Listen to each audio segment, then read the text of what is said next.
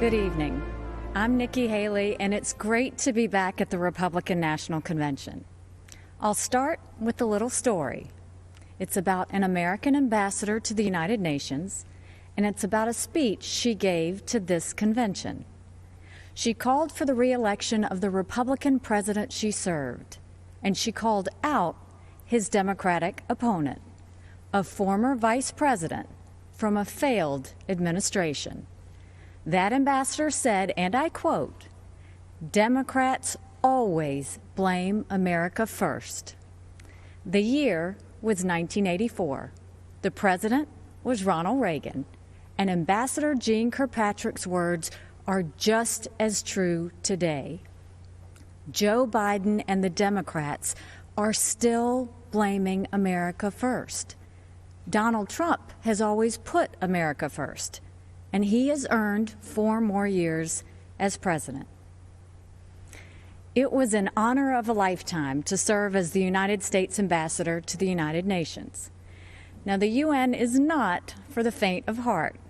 It's a place where dictators, murderers, and thieves denounce America and then put their hands out and demand that we pay their bills. Well, President Trump put an end to all of that. With his leadership, we did what Barack Obama and Joe Biden refused to do.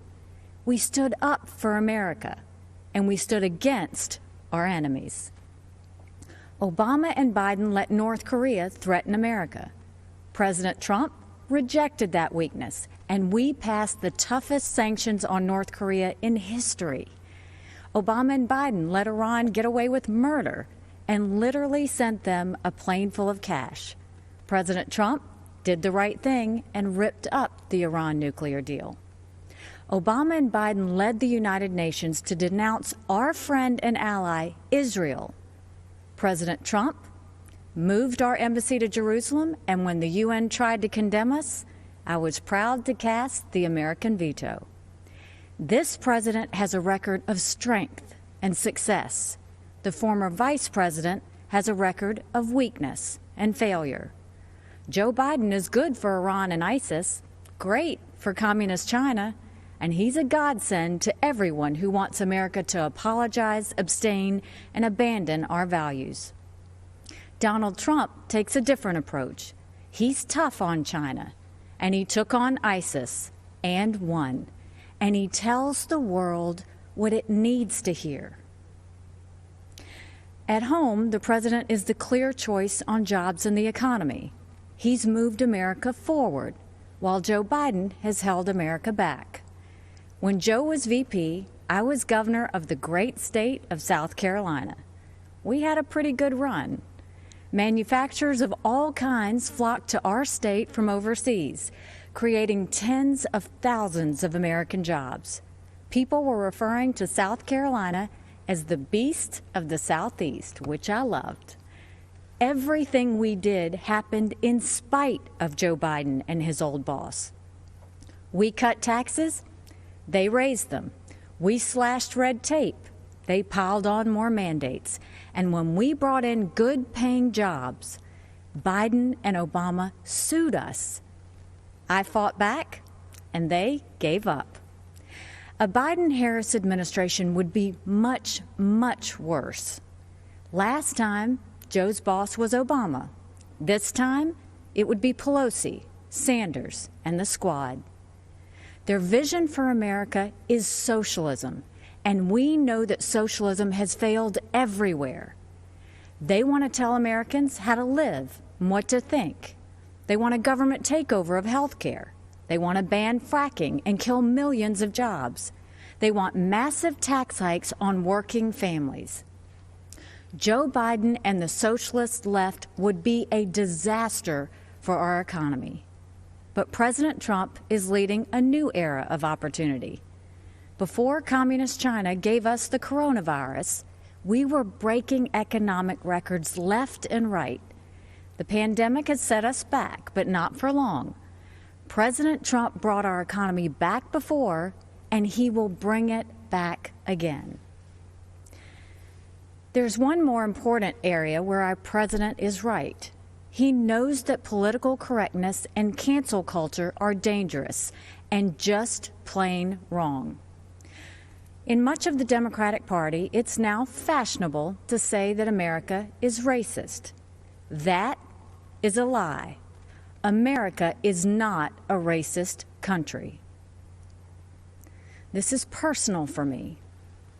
I am the proud daughter of Indian immigrants. They came to America and settled in a small southern town. My father wore a turban. My mother wore a sari. I was a brown girl in a black and white world. We faced discrimination and hardship, but my parents never gave in to grievance and hate. My mom built a successful business. My dad taught 30 years at a historically black college, and the people of South Carolina chose me as their first minority and first female governor. America is a story that's a work in progress. Now is the time to build on that progress and make America even freer, fairer, and better for everyone. That's why it's so tragic to see so much of the Democratic Party turning a blind eye towards riots and rage. The American people know we can do better. And of course we value and respect every black life. The black cops who've been shot in the line of duty, they matter. The black small business owners who've watched their life's work go up in flames, they matter. The black kids who've been gunned down on the playground, their lives matter too. And their lives are being ruined and stolen by the violence on our streets. It doesn't have to be like this.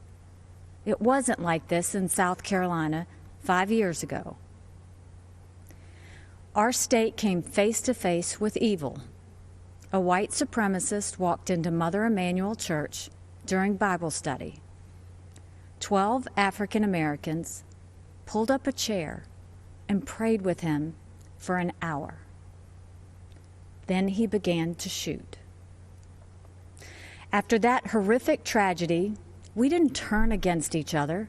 We came together, black and white, Democrat and Republican. Together, we made the hard choices needed to heal and removed a divisive symbol peacefully and respectfully. What happened then should give us hope now. America isn't perfect, but the principles we hold dear are perfect. If there's one thing I've learned, it's that even on our worst day, we are blessed to live in America. It's time to keep that blessing alive for the next generation. This president and this party are committed to that noble task. We seek a nation that rises together, not falls apart in anarchy and anger. We know that the only way to overcome America's challenges is to embrace America's strengths. We are striving to reach a brighter future where every child goes to a world-class school chosen by their parents, where every family lives in a safe community with good jobs, where every entrepreneur has the freedom to achieve and inspire, where every believer can worship without fear and every life is protected, where every girl and boy, every woman and man of every race and religion has the best shot at the best life. In this election, we must choose the only candidate who has and who will continue delivering on that vision. President Trump and Vice President Pence have my support, and America has our promise. We will build on the progress of our past and unlock the promise of our future. That future starts when the American people re-elect President Donald Trump. Thank you, good night, and may God always bless America.